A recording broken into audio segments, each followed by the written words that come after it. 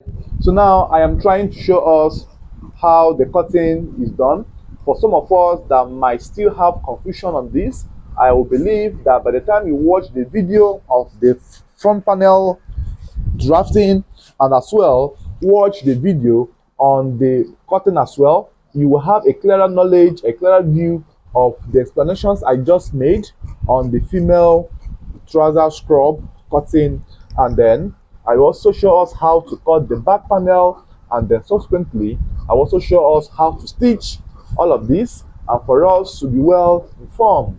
So this is how you will cut your fabric, and then you also stay tuned in the back drafting. So for the back drafting now, since I have drafted the front, all you need to do is to fling it the other way around this way, and then you are going to make sure that you raise the back panel by a certain inch.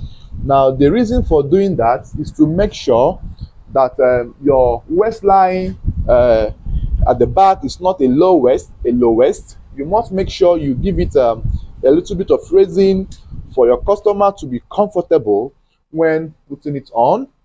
So you make sure you give a certain gap at the beginning at this edge this way.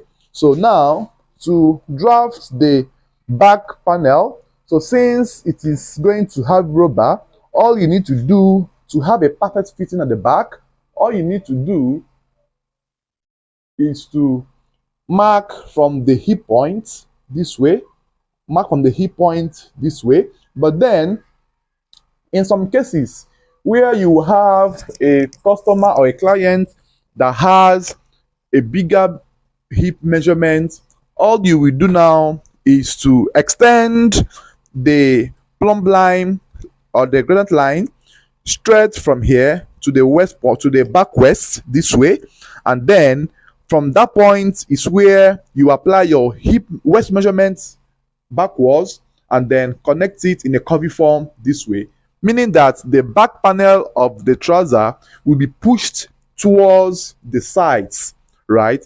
Now this gives room for your back waist to lap, but because of the fact that the customer I have now, her measurement is not that big, it's a regular size measurement, so I will not stress myself by going through those methods of cutting.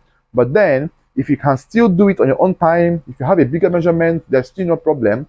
Like I said, just extend this line straight to this point this way, and then apply the waist measurements of your customer backwards. That's waist by 4, which gave us 8.25. So apply the waist from that point backwards this way, and then add your seam allowances inwards 1.5, and then connect as shown.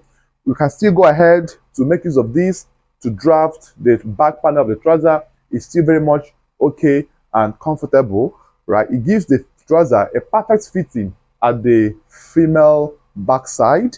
So for now, we are going to proceed with this so that you can actually see the end result properly. So after this, all you need to do now is to extend your hip line straight this way, and then bring this line to lap at this edge. Bring this line to lap at this edge in this form, in a bit slopey form this way. And then from this point, this is the allowance now I have.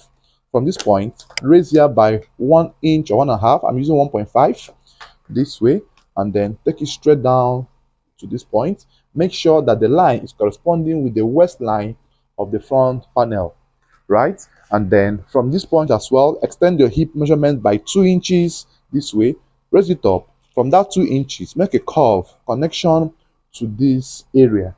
That's the back, waist, and hip connection, right? Then after that, now it's optional. You can decide to put 1 inch measurements at the sides this way, and then put 1 inch as well at this side. However, you didn't fit, there is no problem. You can still decide to put the whole 2 inches at one edge and make this side to be equal. It's still the same procedure. So I am putting the whole 2 inches at this edge. You know, it's still the same thing. It doesn't make much difference in the cutting But the most important thing here is to make sure you know how to position the back hip and waist as well for you to have a perfect fitting. So for some of us that would like to try this, please, I will encourage you to try this out, making sure you use the whole method I use here. Don't exchange it with some other method out there, so that if you have an issue, I will know how to handle your or answer your question. So this is how the back panel is cut. Then I will cut from here. I will leave the video on for us to see. I will cut from here this way, cut this way, right? And then cut this way as well.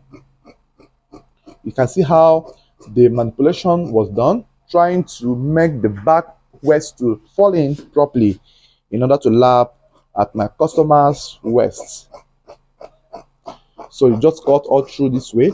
Please don't forget to click or hit the subscribe button for some of us that are yet to subscribe to my channel, and for those of us that are new, you're welcome. Our channel has gotten our membership joining option. For some of us that would like to see more of my videos, don't hesitate to join the channel on a monthly subscription. Now, this is the only time you get to appreciate me as a creator on this channel. So just join when you see the options. Join. Feel safe to put your details for you to have access to some other videos I'll be making, for especially for my members of my channel. So this is how the back panel is cut, and there has, as you can see how curvy it is. I was just trying to push the waist backwards, and that's the only thing I did or I need to do here. So the next I'm going to cut now will be the components. Of course, for some of us that are yet new to the sewing process, you just need to differentiate the front from the back by marking a chalk across this way. And then after this, the next thing you will do now is to cut the components, which are the flap, the waistband, and the pocket facing. In most cases, most of these components comes out from the piece of the fabric. So this will serve me for my flap, and then I will use the same material for the pocketing. So I will not need the pocket facing anymore. So let me now cut off the band. So the band measurements I will use will be a band length of my waist measurement over 2 plus extra 5 inches. So the waist I have is 33 over 2 is 16.5. So I will mark 16.5 here, right? 16.5 this way, and then add extra 5 inches this way. And then the width of the band is going to be 4 inches. So I will mark 4 inches this way all across. And then I will now connect my lines as shown this way. Connect the lines as shown. And then I will cut off from here. So this is for the band. So I think there will be no need for belt loop, because it will have elastic rubber, or elastic rather, at the back of the trouser. So we are going to as well learn how you can achieve this properly on our sewing stage. So for some of us that are yet new to my channel, please click on the subscribe button on my channel at Mr. Redefined Clothing, or still, if you are still a subscriber, try your best to share, invite your friends, and tell them about my channel for us to grow. So the next we are going to have now will be the pocketings, which I said I will use the same material to draft. But before we proceed, I am going to use cut the top first, so that I'll be sure that the material I have here will be enough to draft the top. So the top will also be a regular top, which will be for the hospital scrub.